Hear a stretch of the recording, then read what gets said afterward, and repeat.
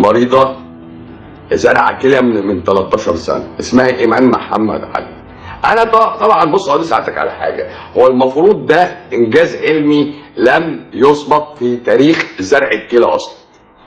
حلو الكلام، عظيم الكلام، عظيم عظيم. فانا المفروض بقى افرح واقول تعالوا اتفرجوا. انت عارف حضرتك الناس بتحاربني اصلا عشان حطيت السونار ده، بس خلاص. مش ازاي انت هتقف ازاي قدام الورق والابحاث؟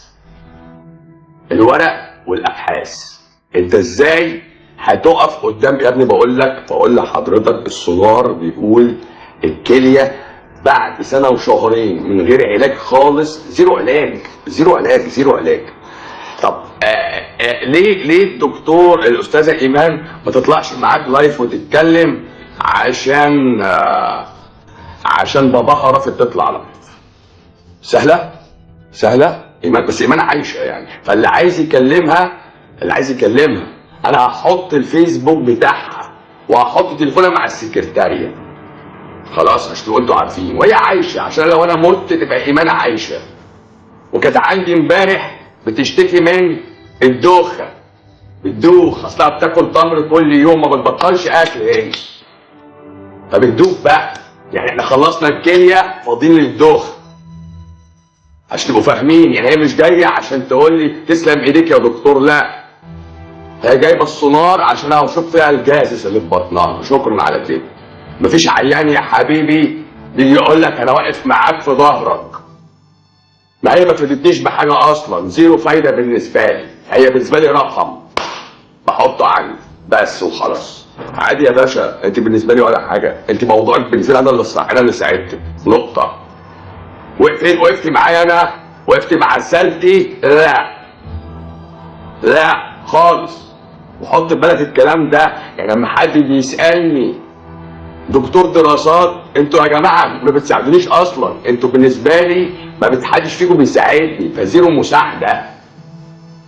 انتوا متابعين، ممكن تكونوا مشاهدين، ممكن تكونوا مستفيدين، لكن ناس يعني باك اب، لا معلش انا اسف. ده كفته بقى.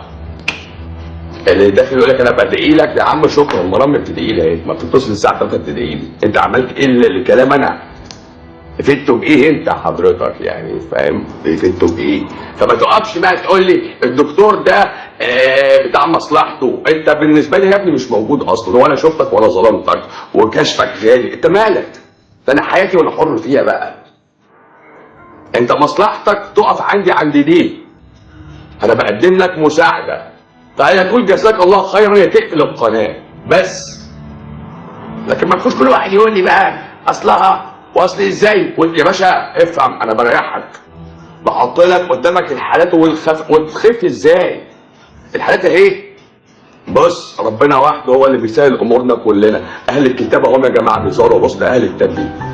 ايوه انا ما اعترضتش على ده. انت دورك ايه بقى بعد ما ربنا وحده، وربنا ده مسبب الاسباب كلها، دورك انت في الارض ايه؟ دورك صفر. ده البغبغان بيردد الكلام حتى. انت بقى دورك كانسان ايه؟ علمت، بعد ما علمت ولا حاجه يا باشا، وقفت كده. مش كده يقول لك امنوا وعملوا، امنوا وعملوا، امنوا وعملوا، في حاجه في عمل بقى. لكن ربنا هو اللي بيسوي.